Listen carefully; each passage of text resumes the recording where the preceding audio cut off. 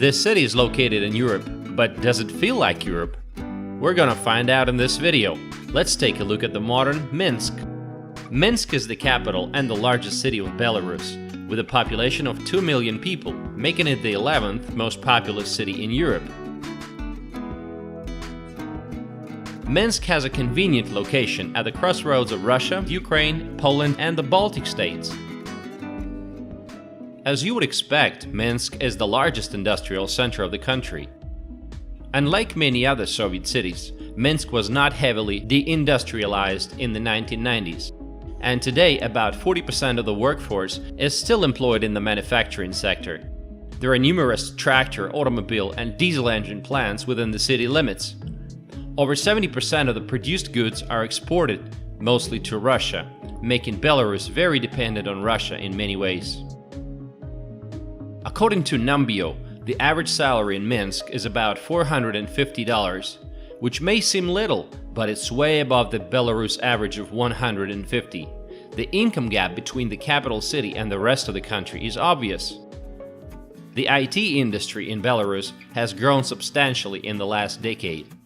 Minsk is one of the least expensive cities to live in. Combine that with modest salaries and good internet access, and you have a very good spot for setting up an internet company. Startup culture has a very strong base in Minsk, but because Belarus still lacks a legal background for a functional venture financing of startups, the funding is usually found outside of the country.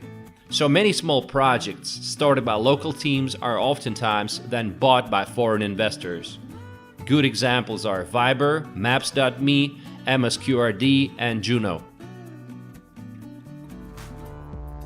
Lots of people from other ex-USSR republics are surprised when they come to Minsk for the first time, because roads are of such good quality, and they were not expecting to see that. Minsk has an extensive public transportation system.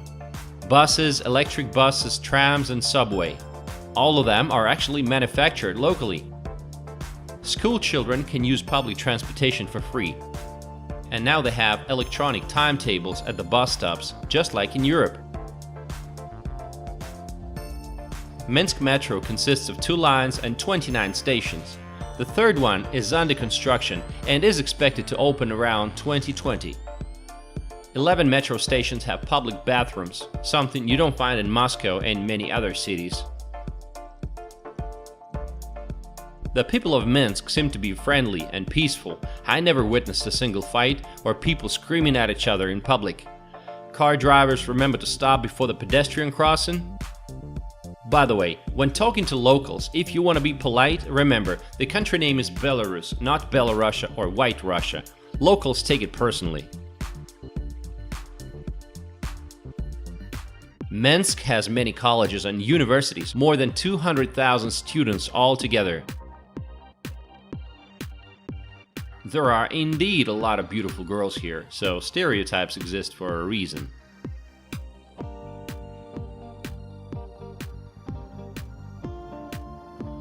There is no migrant workers here. Belarus has no clear policy to encourage labor migration. Moreover, bureaucratic procedures such as work permit are extremely difficult to obtain. So all the janitors, gardeners, and taxi drivers in the city are local residents. Some people find this idea amazing, and some call it discrimination. I don't see any problem with it, and what do you think? I've come across quite a number of foreigners on the streets of Minsk. Let's see what they think about the city. You guys look like tourists?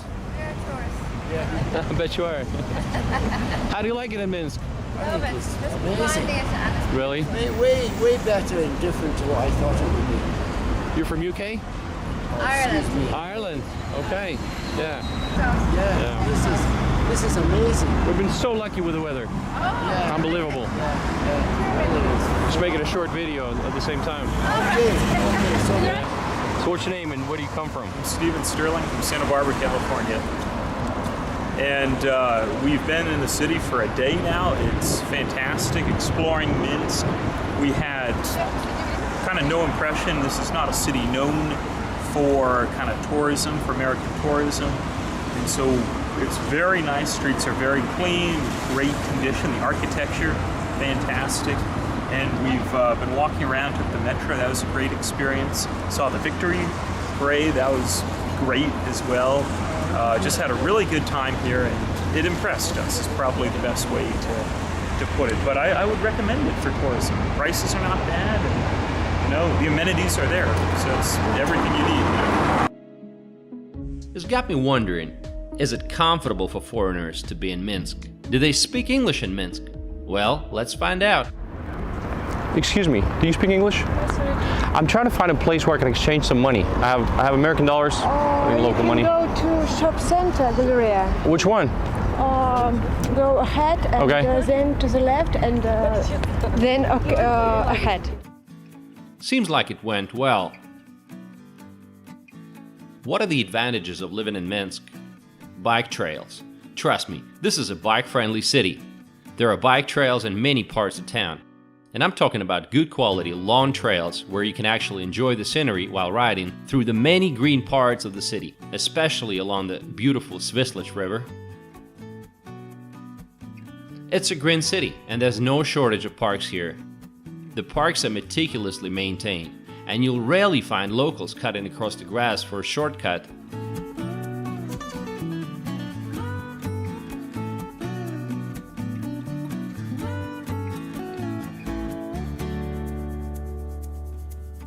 Minsk is clean, and I'm not exaggerating. The capital of Belarus has been named among the 3 cleanest cities in the world, according to a rating compiled by the Street Digital financial media company. During the Second World War, 85% of the city's buildings and entire infrastructure were destroyed, and therefore everything had to be rebuilt from scratch. So it was rebuilt at a time when cars were already a popular means of transportation. So wide roads were planned, giving Minsk an advantage over those cities built at the time when horse carriages were a conventional means of transportation.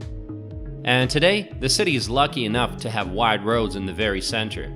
And traffic jams is not really a thing here. You can get from one part of Minsk to another in just 30 minutes.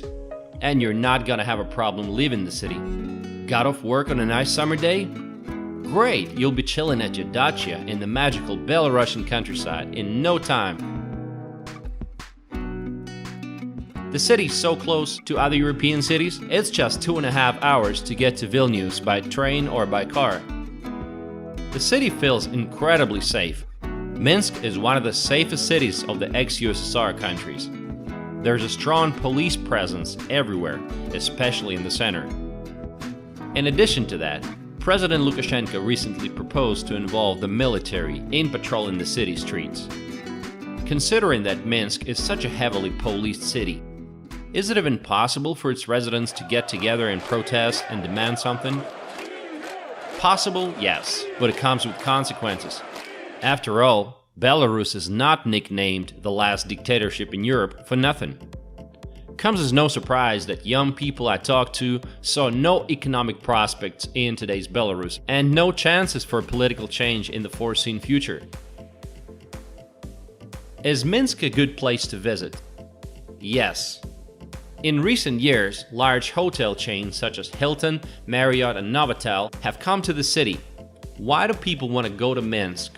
Well, first of all, out of curiosity, and having heard a lot of accolades from France. What are some of the sights of the city? The central avenues of Minsk are a showcase of Stalinist architecture, including avenues designed for tank parades. The architecture is majestic and frightening at the same time.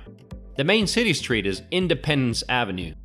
It's a 15-kilometer long, wide road crossing Minsk from southwest to northeast, leading to Independence Square, one of the largest squares in Europe. Looming over this iconic square are massive KGB headquarters and the neo-Romanesque Red Church. Other sites include National Academic Grand Opera and Ballet Theater,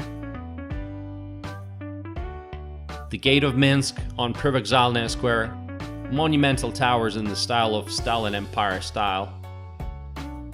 Surprisingly, the gambling business in Minsk is well developed. Learning that Russians banned all casinos in Moscow, Minsk did not want to miss an opportunity of getting some rich Moscow high rollers. and now there are as many as 30 casinos in the city. Take a walk along the Trinity Hill on the Svislach bank, where many street musicians perform in the evening, creating an enchanting atmosphere. The Trinity Hill is the oldest surviving district of Minsk. This historic neighborhood sprawls along the left bank of the Svislach River. The National Library is quite a unique building.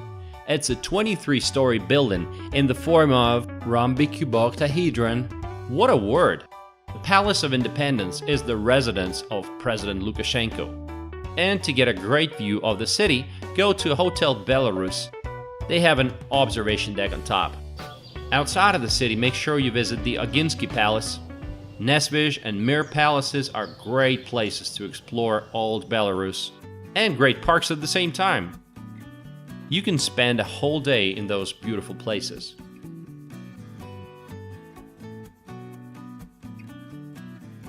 Try some local Belarusian food, like potato pancakes, draniki, and some local beer. There is strict regulation on dairy products, fruit and vegetables, and meat, so you can be sure the quality of the local products is good. Those who haven't been to Minsk in a while think of Minsk as a working-class city, where people work hard to make ends meet. While this may be partially true, people everywhere are going after material wealth, and Minsk is no exception here. Today in Minsk you can see expensive sports cars and expensive urban and suburban real estate. New modern residential complexes are being built. How much is an apartment in Minsk? For example, in this apartment complex, a 2-bedroom apartment will cost you $150,000, and the average price per square meter in the city is $1,200. Not exactly cheap. Nightlife is not something Minsk is famous for. After 12 p.m., most parts of the city are quiet, but you can definitely find some places to relax, drink some beer and dance and get to know some people. Nemiga Street is one of the centers of nightlife. Also, it's a good idea to walk along Zibitskaya Street at nighttime. It's always crowded and full of bars and happy people. After 9 p.m., it turns into a local Broadway. What are some of the downsides of Minsk? The city has a lot of large industrial enterprises, and they continue to operate within the city. And the number of cars is constantly growing. So it all affects the environment. Many international brands are still not available in Minsk, such as Starbucks, IKEA, and many others. What do I think about Minsk? Minsk seems to be a clean and a comfortable city with friendly people, the kind of city that you want to come back to. And what do you guys think about Minsk? Thank you and stay tuned.